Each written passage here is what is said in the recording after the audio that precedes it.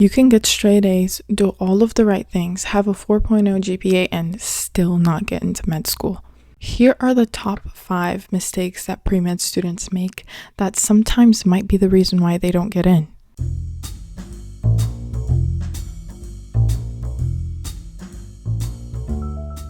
Hi everyone, my name is Bruna and I'm currently a bsmd student at the University of Cincinnati.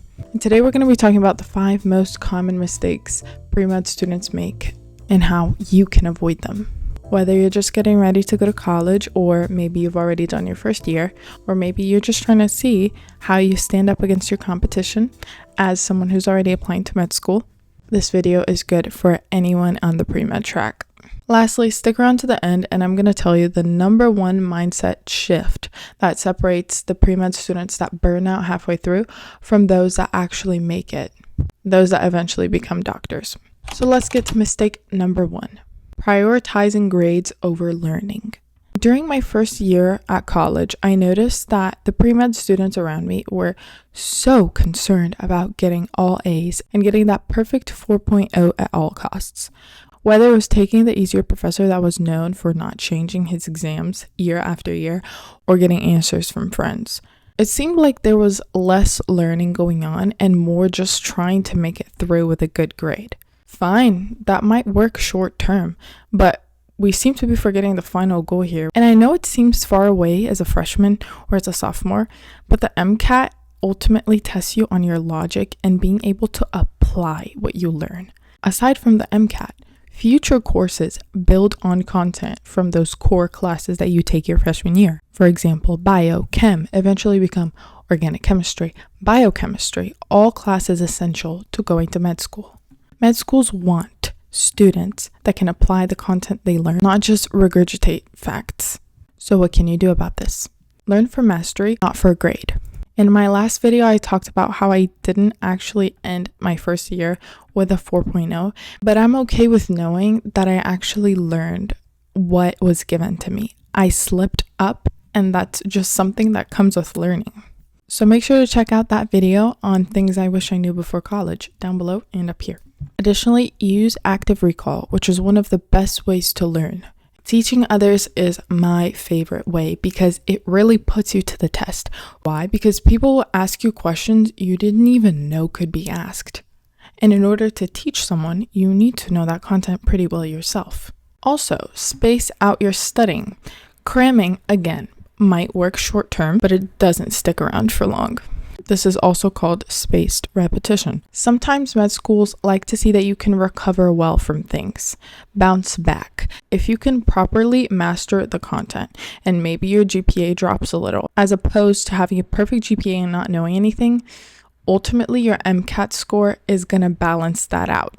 Let's move on to mistake number 2, delaying getting clinical experience. Some pre-med students focus on their grades and their academics for the first 2 or 3 years and then wait until the end to get all their 100 shadowing hours, 100 research hours. They wait until the end to do the things that take up the most time. That makes no sense. Clinical exposure isn't something that you can fake on an application. And even if you try to, med schools will see your passion and your commitment for something when they ask you, how was it at an interview? They can see straight through the people that actually did something that they enjoyed, actually did something that will benefit them as a future medical professional. Med schools want proof that you understand how medicine works in a clinical perspective, especially, and that it aligns with your values. Having that clinical experience shows that you have maturity and interest. You can have the best stats in the world, the best GPA, but if you fail to have that clinical experience, maybe that research experience, whatever it may be that you have to be in person for, there's no point in going to med school. That's literally what you do. You see patients. So what do you do about this? You can start small your first year, like volunteering. That's what I did. Or you could become a patient care assistant, an EMT, or a scribe. I can get into each of these opportunities in a different video and how exactly to get them, because some of them, like EMT, are tricky. Luckily, I have a video of that up already, so go check it out. It's also down below. And like for these opportunities, even 2 to 3 hours a week, that's good. It builds up. And in relation to these in-person experiences, try to prioritize patient contact over just shadowing, because shadowing doesn't really test your ability to apply what you've learned, and it doesn't test your ability to communicate with patients. For all med schools know, shadowing is just you sitting there. So having actual jobs like a patient care assistant where you can interact with patients, that is more valuable. And a bonus tip for these clinical experiences, track absolutely everything. When I was in high school applying to college and I already had some clinical experience, it was awful to try to go and find the hours of the things I did. It was awful to try to find who was in charge of me, what I did, how many hours. So literally track everything from the start. A website that you can use, they're not sponsoring me or anything, but I use it and it's amazing. It's called Mapped. I'll also put the link for it down below, and there is a premium subscription, but honestly, I don't use it and it's fine to track hours and even classes and GPA. Now let's move on to mistake number 3, overcommitting to clubs. I also talked about this in my previous video. Sometimes when you get to college, it can be super cool to see all the different things you can do. And especially at big universities, you have a lot of options. You can even start your own club. The opportunities are endless. Also, pre-med students are very high achieving. We're literally the type to sign up for 10 different organizations in the fall in order to be well-rounded. But well-rounded doesn't mean that you do everything. It means you commit to a few organizations that you're actually interested in and you fully commit yourself to them. Med schools don't want a huge list of things you did. When it doesn't look cohesive and like you actually care, and instead it just looks like you picked random clubs to join just cause, that doesn't look good. They want depth, leadership, and impact in the organizations that you actually choose to involve yourself in. In this case, it's best to have quality over quantity. Choose 2 to 3 organizations or things you want to do in your first semester, and by sophomore year, commit to 1 or 2 that you truly love.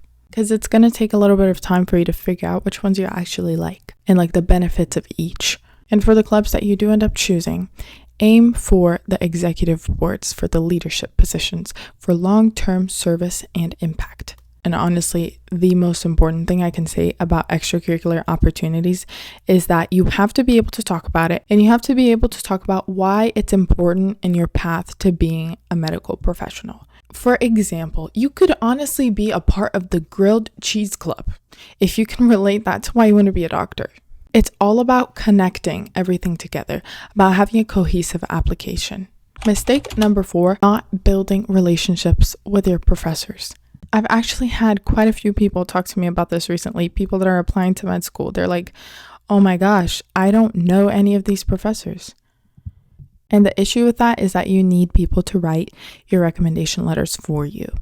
The better you know them, the better connection that you have with your professors, the better the letter of recommendation. And you know what? Freshman year, it's easy to go to your class of 200 people and then wait till it ends and go back to your dorm.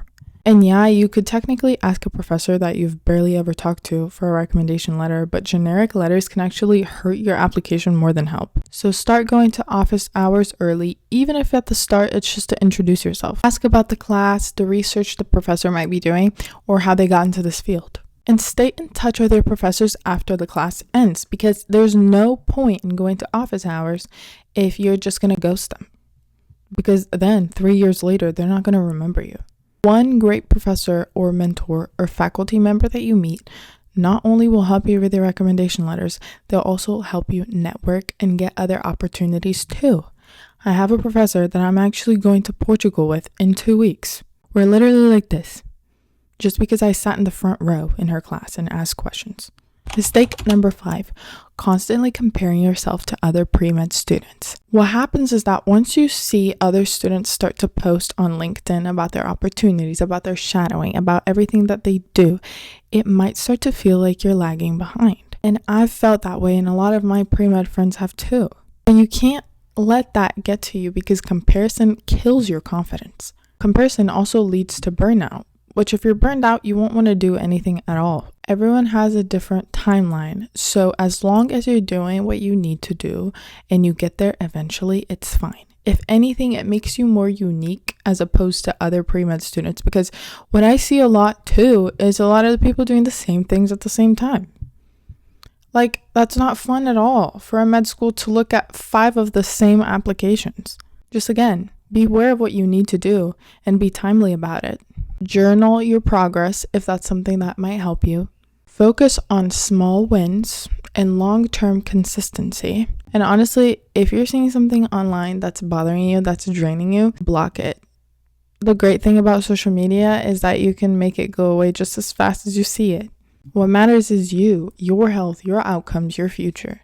Now let's get into the final takeaway of this video. What is the mindset shift? That is the difference why people burn out and don't get into med school and other people go on and become successful medical professionals. Pre-med isn't about being perfect. It's about being intentional. The students who stand out in applications aren't the ones that are perfect. They're the ones that can learn from their mistakes, grow consistently, and know why they're doing this. They know why they want to go into medicine. They know why they're working so hard every day. And the ones that can adapt. If you can adapt and learn from everything in life, you will grow endlessly. So fix these 5 mistakes now and build the foundation you need. The foundation that most pre-med students never figure out until it's too late. Anyways, thank you all for watching this video.